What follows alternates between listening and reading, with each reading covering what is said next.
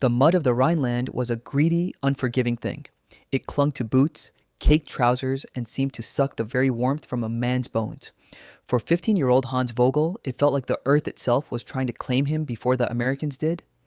The fabric of his Volkssturm uniform, grotesquely large on his thin frame, was soaked through, the wool coarse and cold against his skin. Beside him, old Herr Schmidt, a baker from his street in Cologne whose flour-dusted hands now trembled on the stock of a World War I-era Gewehr 98, coughed a wet, rattling cough. "They will be repelled," Hans whispered, the words a hollow echo of the slogans plastered across his ravaged city. He recited them like a prayer, a mantra against the encroaching fear. The Führer's final victory is forged in the will of his people. The enemy will break against German steel. Herr Schmidt just spat a glob of phlegm into the mud. "The only steel left is in our hearts, boy, and mine feels more like rust." This was their unit, a dozen boys younger than 17 and a handful of men over 50. They were the last dregs of the barrel, armed with a mismatched collection of rifles, a single MG-42 machine gun, and a crate of Panzerfausts they barely knew how to operate. They were positioned in a hastily dug trench overlooking a road that led to the shattered remnants of a village named Altenburg. The order from their Kreisleiter, a party official with a flushed face and a pristine uniform who had long since vanished, was simple. Hold this road to the last man. The morning of March 7th, 1945, arrived not with the sunrise, but with a change in the texture of the gray, oppressive sky. The distant rumble that had been a constant companion for days grew into a percussive, ground-shaking roar. It was the sound of an army that had not been broken, an army that had crossed the Ludendorff Bridge at Remagen and was now pouring into the German heartland. Sergeant Frank Miller of the U.S. 9th Infantry Division felt the rumble in his teeth. He lay on his belly in a ditch on the opposite side of the road, the stock of his M1 Garand cool against his cheek. At 29, he was an old man in this war. He'd seen the beaches of Normandy and the frozen hell of the Ardennes. He had expected the fight for Germany itself to be a Gotterdammerung, a twilight of the gods. Instead, General Omar Bradley's 12th Army Group was advancing against what felt like ghosts. "See anything, Sarge?" a private named Russo whispered beside him. Frank squinted through his binoculars. "Same thing we saw yesterday, a scarecrow with a rifle." He focused on a figure in the opposing trench. The helmet was too big, slipping down over the eyes. The face beneath it was pale, smooth, and utterly terrified. A kid. Another one. "They're scraping the bottom, aren't they?" Russo muttered, his voice devoid of triumph, filled only with a grim weariness. The order came down the line. "Advance and clear. Minimal engagement if possible. They want prisoners, not corpses." The attack was brutally efficient.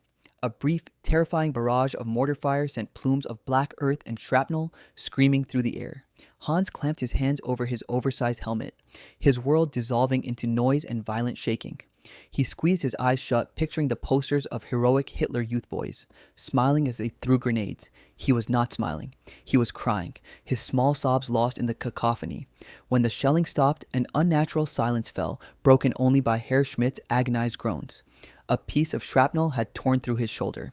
The MG-42 lay silent, its crew gone. Then came a new sound, the crunch of boots on gravel, yelling in a language he didn't understand. "Hände hoch! Get 'em up!" Hans peered over the lip of the trench. The Americans were there, not as the demonic caricatures from propaganda posters, but as tall, tired-looking men in green, their rifles held with a casual, deadly competence. One of them pointed directly at him. Panic, cold and absolute, seized him. The Führer's words, the oaths of loyalty, the promise of a hero's death, it all evaporated. He was just a boy in a muddy ditch next to a dying baker. He fumbled for his rifle, his fingers numb and clumsy. "Don't do it, kid," a voice called out in clear, accented German. It came from the tired-looking sergeant. But Hans's training, a year of relentless indoctrination, took over. He raised the rifle. He never saw the butt of the American rifle that swung at his head. He only felt a blinding flash of white-hot pain and then the cold, welcoming darkness of the mud rising up to meet him. Sergeant Miller stood over the unconscious boy, the Garand held loosely in his hand. He nudged the too large helmet with his boot, revealing a face that could have belonged to his nephew back in Ohio. "Jesus Christ," Russo said, coming up behind him and looking down at the small, crumpled form. "He's just a kid." Frank Miller didn't answer. He simply stared, the grim reality of this final, desperate chapter of the war settling over him like a shroud. The road was taken. The last men had not held it. And now he had a child for a prisoner. Consciousness returned not as a light, but as a throbbing, relentless pain behind his right eye. Hans Vogel awoke to the smell of diesel fumes and damp canvas, the rhythmic jostling of a moving vehicle, and the low, guttural moans of men in pain. For a moment, his indoctrinated mind screamed partisan ambush, but the reality that seeped in was far worse. He was lying on the hard, vibrating floor of an American truck. He pushed himself up, his head swimming. The world outside the open rear of the truck was a smear of gray sky and skeletal trees. Inside, crammed shoulder to shoulder, were the remnants of his Volkssturm unit. Herr Schmidt was there, his face the color of old parchment, a crude bandage soaked with blood on his shoulder. Other boys, none older than himself, stared blankly at the floorboards, their youthful faces masks of shock and despair. The heroic last stand had ended not with a bang, but with a headache and the taste of defeat, metallic and bitter like blood, in his mouth. The truck ground to a halt in a vast, muddy field that churned under the tires of countless vehicles. Raus! Everybody out! Schnell! The commands were sharp, impatient. The prisoners were herded out into the rain, a stumbling column of gray uniforms. Hans saw it then, a sprawling, makeshift cage of barbed wire. Inside, thousands of German soldiers stood or sat in the mire. It wasn't an army, it was a sea of defeated humanity. The old, the young, the wounded, all stripped of their weapons and their pride, reduced to shivering figures under the indifferent watch of American guards. The scale of the collapse was absolute. Aufstellen, line up. The processing was terrifyingly efficient. They were pushed into lines, searched for hidden weapons, their pockets emptied. A soldier took Hans's worn paybook, glanced at his birth date, 1929, and tossed it into a crate with hundreds of others. His identity was gone. He was no longer Hans Vogel, a soldier of the greater German Reich. He was just another number in a cage. A corporal with a red cross on his helmet noticed the matted, bloody hair above Hans's ear. He grabbed Hans by the arm, his grip firm but not brutal, and pulled him out of the line. Hans flinched, expecting a blow. Instead, the American pointed to a medical tent. Inside, the air was thick with the scent of antiseptic and suffering. A medic, a tired-looking man with kind eyes and the name Evans stitched on his uniform, sat him on a crate. Kopf, Schmerzen? The medic asked, his German clumsy but understandable. Hans could only nod, his throat tight with fear. The medic gently cleaned the wound with a damp cloth, his touch surprisingly soft. He applied a stinging ointment and covered the gash with a clean white bandage. Throughout the process, the American said nothing more, simply worked with a quiet, professional weariness. This small act of humanity was more disorienting than any cruelty. The enemy was supposed to be a monster, a degenerate beast. This man was just a man. It planted a seed of confusion in the hardened soil of his beliefs.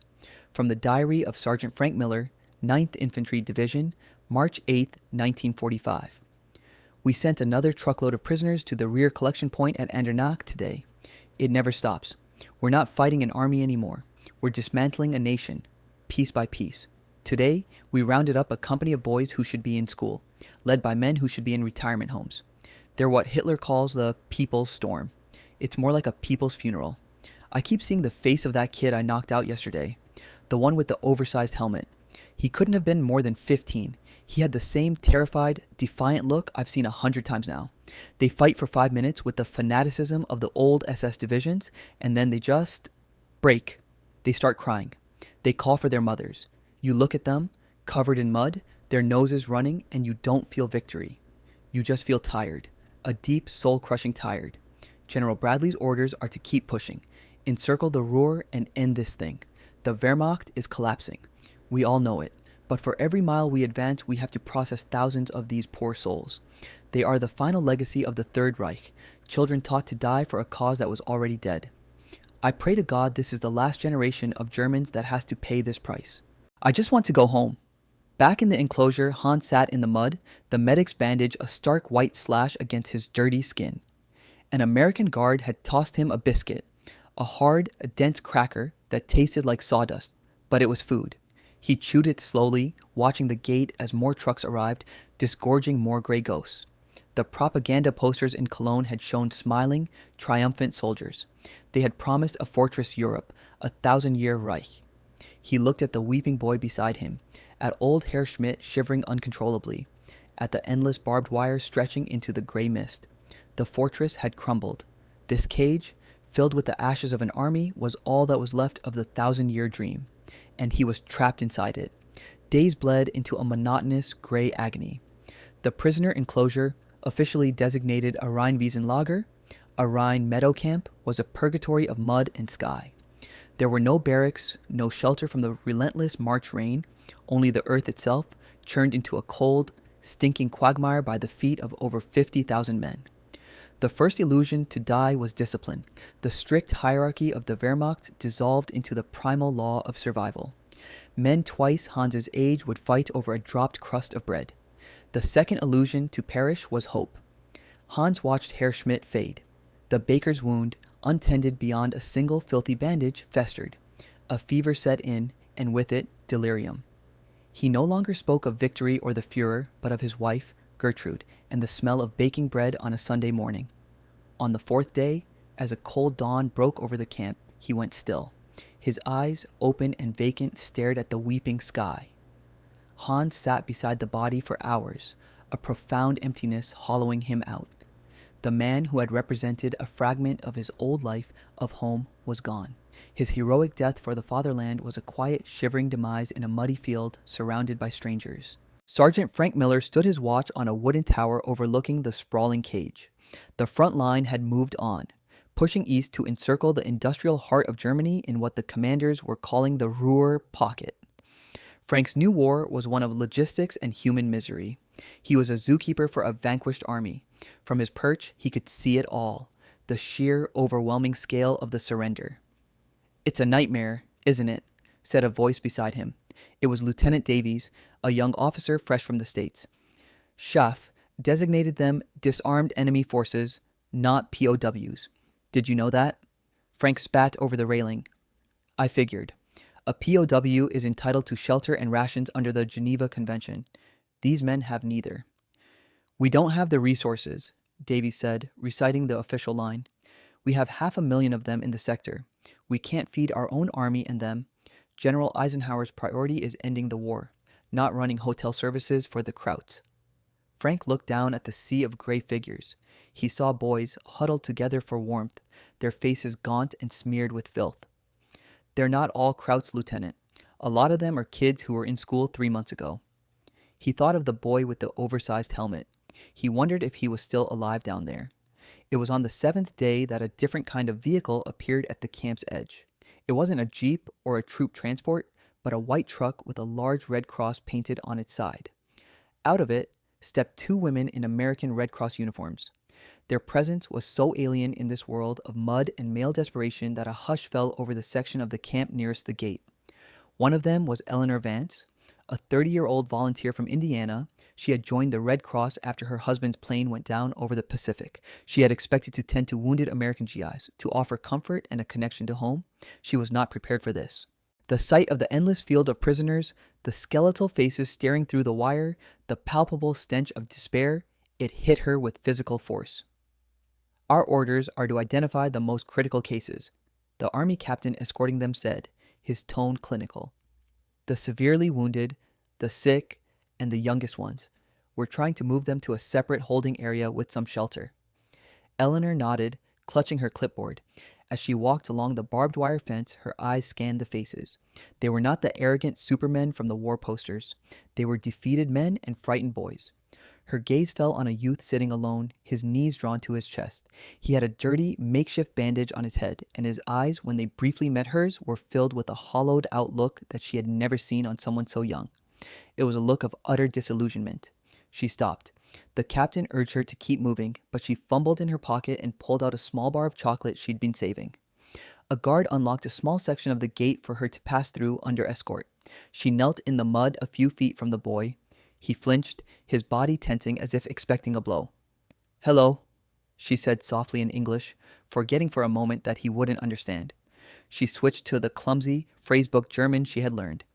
"Hier, für dich." She held out the chocolate. Hans stared at her, then at the offering. Suspicion warred with a gnawing, desperate hunger. Her hands were clean. Her face, though etched with pity, held no malice. Hesitantly, he reached out and took the bar, his filthy fingers brushing against hers. He didn't say thank you. He just unwrapped it and broke off a piece, his movement slow, deliberate, as if he were performing a sacred rite. Eleanor got back to her feet, the mud sucking at her boots. She looked back at the boy who was now carefully wrapping the remainder of his treasure in its paper. She saw the thinness of his neck, the way his oversized uniform hung from his bony shoulders, and in that moment, he ceased to be the enemy. He looked just like her neighbor's son, Jimmy, who delivered the morning paper back home. Excerpt from a letter by Eleanor Vance to her sister in Fort Wayne, Indiana, dated March 15th, 1945. Dearest Sarah, I don't know how to describe what I saw today. I thought I was prepared for the ugliness of war, but this is something else entirely. We visited a holding camp for German prisoners. There are tens of thousands of them, with no roof over their heads, standing in fields of mud. They say we just don't have the food or tents for them all. But Sarah, so many of them are children, real children, boys with thin-armed and scared eyes who look like they should be playing baseball, not starving behind barbed wire. Their own leaders did this to them, threw them into the final, hopeless days of this meat grinder. Today, I gave a piece of my chocolate to one of them. He couldn't have been more than 15. For a second, when he looked at me, I didn't see a German soldier. I saw Jimmy Peterson from down the street. I wanted to take him home, give him a hot bath, and feed him a real meal. I know they were the enemy, that they did monstrous things. But what do you do when the monster looks back at you with the face of your son? I don't know. I just don't know. The promised sorting began 2 days later. It was a slow, brutal parade of human frailty. Under the watchful eyes of weary American guards, the prisoners were moved in blocks of 100 toward a pair of makeshift tables near the camp's main gate. There, a U.S. Army captain, a medic, and the 2 Red Cross women would perform a grim triage. Their task was to pull out the most desperate cases, those under 16, the gravely ill, and the badly wounded. These chosen few were to be moved to a separate enclosure where, rumor had it, there were tents and a slightly larger ration. For most, it was the first flicker of hope they had seen in weeks. Eleanor Vance stood beside the medic, her clipboard a flimsy shield against the tide of misery. With each passing face, a piece of her resolve chipped away. She saw boys with the hollowed-out cheeks and distended bellies of starvation, old men whose rattling coughs sounded like death itself, and soldiers whose infected wounds seeped through their tattered uniforms. She made her marks, her pen strokes deciding fates, feeling less like a humanitarian and more like a functionary in a system designed for despair. All the while, she scanned the lines for one specific face, the boy with the bandage and the haunted eyes. Sergeant Frank Miller had drawn guard duty for the selection process. He stood on a raised platform of ammunition crates, his M1 Garand held loosely across his chest. He watched the proceedings with a detached sense of disgust. This wasn't soldiering. This was herding cattle. His gaze fell upon Eleanor. He had seen her before, the woman with the kind face who didn't seem to belong here. He watched her work, her expression a mixture of professional focus and profound sadness. Then he saw the boy, the one from the ditch. He was being prodded forward in the line, stumbling slightly. He looked worse, thinner. The bandage was gone, revealing a scarred, angry-looking welt on his temple. His eyes were fixed on the mud at his feet as if the world beyond them was too much to bear. Frank saw Eleanor's head snap up. Their eyes met for a fraction of a second, and he saw a flicker of recognition and alarm in hers. When Hans reached the table, the captain barked, "Alter, age, 15," Hans whispered, his voice a dry rasp. The captain grunted and gestured with his thumb. To the left, youth section. But before Hans could move, Eleanor stepped forward, placing a gentle hand on his arm to stop him. The contact was electric. It was the first human touch he'd felt in weeks that wasn't a shove or a blow. He looked up at her, his eyes wide with confusion. "What's your name?" she asked, her German soft and careful. "Hans Vogel." "Hans," she repeated, tasting the name. She looked at the scar on his head, the filth caked on his cheeks, the tremor in his hands. All the official detachment she had struggled to maintain crumbled into dust. The soldier, the enemy, the prisoner number vanished. All she saw was a child. Forgetting herself, she spoke in English, her voice thick with emotion. "Oh, you poor, poor boy. You're just a baby." She quickly caught herself and switched back to German, her words stumbling but clear. You are like my son. You are somebody's son. Du bist nur ein Junge, ein Sohn. The word, Sohn, struck Hans with the force of a physical blow. It was not a command. It was not a question. It was a statement of simple, profound truth that his war-ravaged mind had forgotten. He was not Unit 7 of the Altenburg Volkssturm. He was not disarmed enemy force number 7348G. He was a son, his mother's son, a dam inside him built of propaganda, fear, and a desperate boyish pride shattered into a million pieces. A sound tore from his throat, a raw, ragged sob he couldn't contain. The carefully constructed wall of stoicism he had hidden behind dissolved, and the 15-year-old boy underneath was laid bare. Tears streamed down his face, carving clean paths through the grime. He wept for Herr Schmidt. He wept for his lost home in Cologne. He wept for the father he hadn't seen in 2 years. But most of all, he wept because a woman with the kind eyes of his mother had called him a son. His collapse was infectious. A boy next to him, no older than 14, began to cry silently. Then another. Down the line, the sight of one of their own breaking so completely triggered a chain reaction of suppressed grief. The hard-faced boys of the Hitlerjugend and Volkssturm began to weep. It wasn't the loud wailing of a rout, but a quiet, terrible wave of sobbing that spread through the ranks, the sound of a generation of lost children mourning their own stolen youth. Frank Miller watched from his platform, a lump forming in his throat. He lowered his rifle, the weapon suddenly feeling obscene and heavy. The captain looked on, bewildered and impatient, but even he fell silent. Eleanor reached out, her instincts overwhelming protocol, and placed her hand on Hans's shaking shoulder. She didn't know what to say. There were no words for this. She could only stand there, a lone woman in the heart of a broken army, offering a small, useless gesture of comfort, as the children of the Rhine finally wept. The wave of weeping eventually subsided, leaving behind a silence more profound and desolate than the noise that had preceded it. The American captain, his face a mask of discomfort, quickly waved Hans and the other boys into the designated pen. For them, the immediate future held a canvas roof, a thin blanket, and a bowl of watery soup, a pathetic luxury in this landscape of ruin. But the emotional dam had been broken, and the prisoners, especially the youngest, were changed. They no longer held the rigid, defiant posture drilled into them by their fallen Reich. They were just boys again, quiet, hollowed out, and achingly young. Hans sat on the damp ground inside the new enclosure, a tin cup of warm, salty broth clutched in his hands. He drank it slowly, the warmth spreading through his chest, a sensation so foreign it felt like a memory. He kept replaying the moment at the table, the woman's words, Du bist ein Sohn. It was a key turning a lock he didn't know was there. The war had demanded he be a soldier, a hero, a martyr. It had never permitted him to simply be a son.